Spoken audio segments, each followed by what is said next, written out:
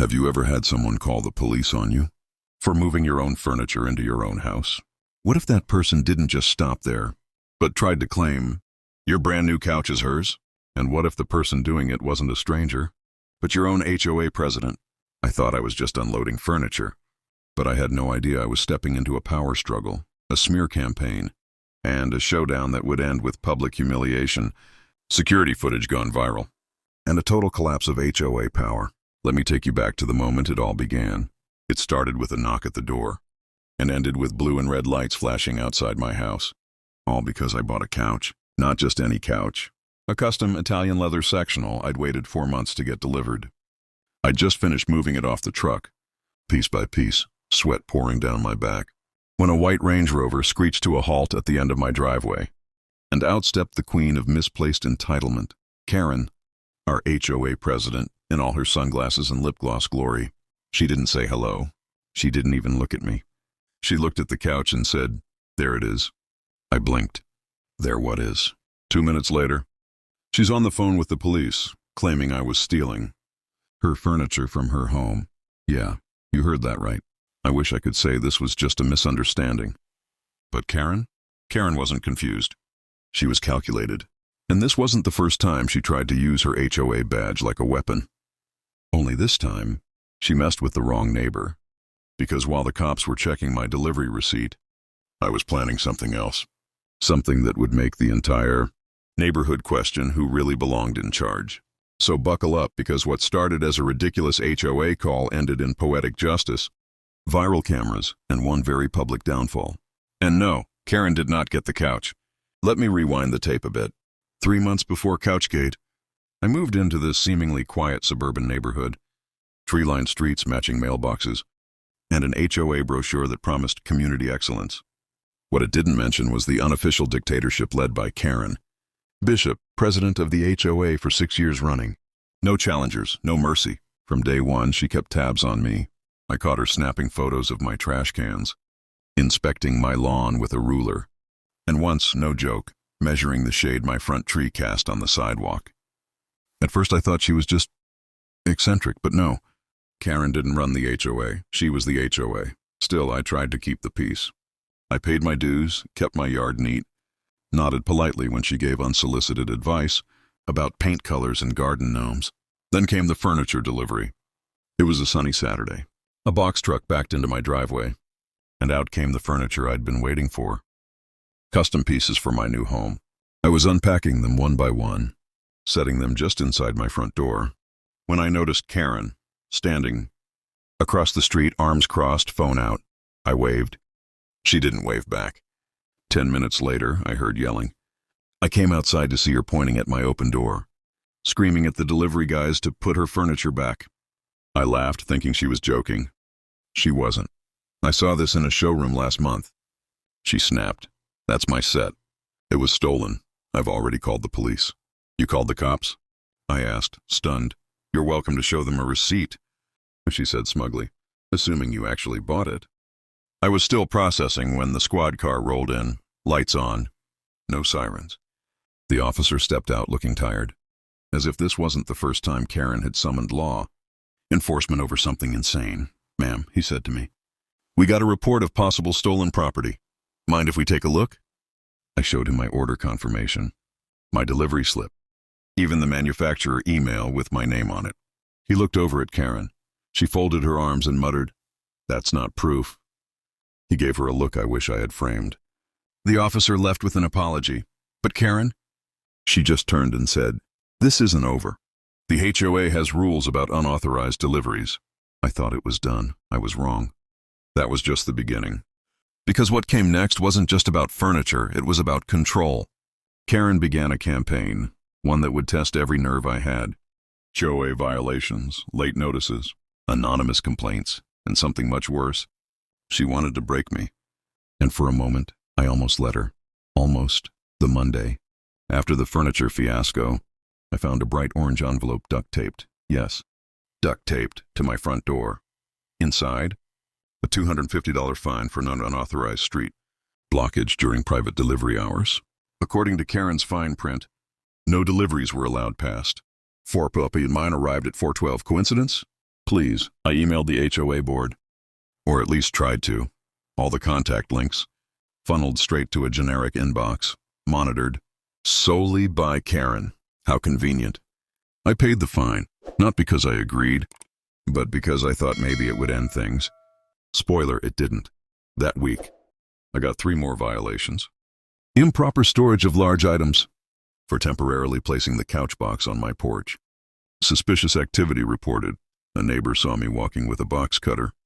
And my personal favorite, disorderly conduct, for displaying aggression toward an HOA officer. Aggression? I smiled when she walked by. That was my crime.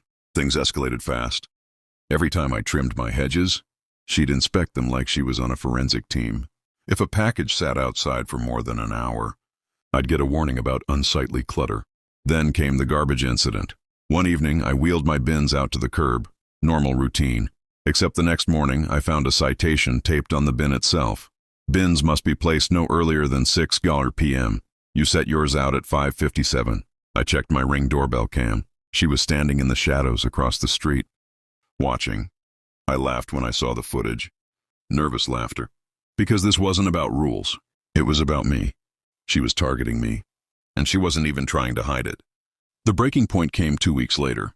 I came home to find an unfamiliar couple walking through my yard, clipboards in hand. They were assessing my landscaping, they said, from the HOA. Except they weren't from the HOA board. I checked. Karen had hired her friends to do unofficial inspections and passed them off as legitimate.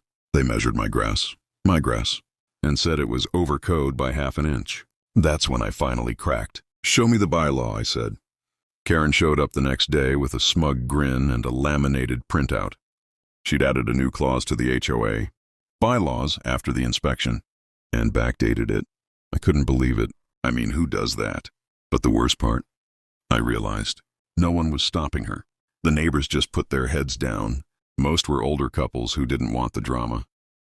A few whispered to me at the mailbox, "We know she's nuts, but it's just easier not to fight it." That's exactly what Karen was counting on. But here's the thing about people like her. They always push too far. And she did. A week later, I walked outside to find something missing. My brand new patio chairs gone. I checked the backyard. My grill cover, ripped. Garden lights, smashed. I checked the security camera. There, at 1:43 a.m., was Karen, dragging my patio furniture onto her property. I watched in stunned silence as she rearranged it in her backyard. She stole my stuffs again. I called the police, showed them the footage. But because the property line was in dispute, get this, they told me it was a civil matter. I'd need to go through HOA mediation. HOA mediation with Karen. That night, I sat in my kitchen, surrounded by violation letters, empty Amazon boxes, and silence. She wanted me gone. That was the message. But I wasn't going anywhere. I took a long breath, sipped my cold coffee, and made a decision. She played dirty? Fine, it was time I played smarter. That night, I started making calls, reading bylaws, screenshotting emails. I compiled every fine, every warning, every picture of her trespassing. She wanted a game. She just didn't realize I was better at it. And soon the entire neighborhood would know it too. Because the one thing Karen didn't count on was me fighting back with receipts. It took me 3 nights, 3 cups of too strong coffee, and a few whispered calls to neighbors. But I had a plan. Karen thrived in the dark. Her power didn't come from the rules. It came from confusion. She counted on no one reading the bylaws, no one asking questions, and everyone being too exhausted to fight back. But I wasn't tired anymore. I was furious, focused, and fully armed with evidence. First, I dug into the HOA charter. Hidden in legalese in 12-point. Times New Roman was a gold mine. Any HOA officer can be removed with a 2/3 vote from the homeowners. She'd made sure no one knew that. Second, I contacted every neighbor she'd harassed. The ones she fined for flags being too large, or plants being non-native. I listened to their stories, showed them my camera footage, and, this was key, I gave them copies of the bylaws. One neighbor, Mrs. Patel, teared up. She said, "I thought it was just me." Turns out Karen had crossed more lines than I knew. One neighbor even caught her snooping through unlocked mailboxes, inspecting newsletters. Another showed me faded photos of his garden gnomes, confiscated by Karen for being non-conforming. And now they were all ready. We called an emergency meeting. Legally, if 25% of homeowners petitioned for it, we could force a vote. I printed flyers, passed them out, talked to people one-on-one. Most were cautious at first, but all it took was one camera clip. Karen, 1:43 a.m., dragging my patio furniture across the lawn like she was moving stolen art. That video made the rounds. At the meeting, we packed the clubhouse. Karen strutted in late, sunglasses on, holding a clipboard like it was a crown. She walked up to the podium, cleared her throat, and started her usual script. "Hello, residents." "As you know, maintaining order," I interrupted. "Actually, Karen, this meeting isn't about maintenance." She blinked. I held up the HOA charter. "It's about misconduct and the vote to remove you as president." Gasps, murmurs. One guy in the back straight up cheered. Karen scoffed. "You can't be serious." I turned on the projector. Slide 1, the HOA bylaw clause for officer removal. Slide 2, timestamps from her fake inspections. Slide 3, the video. Glorious, silent, in night vision. Her, stealing my furniture, dragging it across the yard in socks. The room fell quiet. And then someone laughed. Mrs. Chen from Lot 18 said, "Is that a lawn flamingo in her hand?" People lost it. Karen screamed, "This is slander!" "It's your own security footage," I said, cool as a glacier. She tried to end the meeting, tried to dismiss the vote, but by then it was too late. We held the vote, and with 38 homeowners present, 32 voted to remove her. Done. Just like that. Her clipboard shook. She muttered something about lawsuits. But legally? She was out. We posted an announcement the next morning. Effective immediately, Karen Bishop has been removed from her position as HOA president. That same day, I had the locks changed on the clubhouse. Someone even brought cupcakes, put the final cherry on top. I put my furniture back on my patio and added a lawn sign right next to it.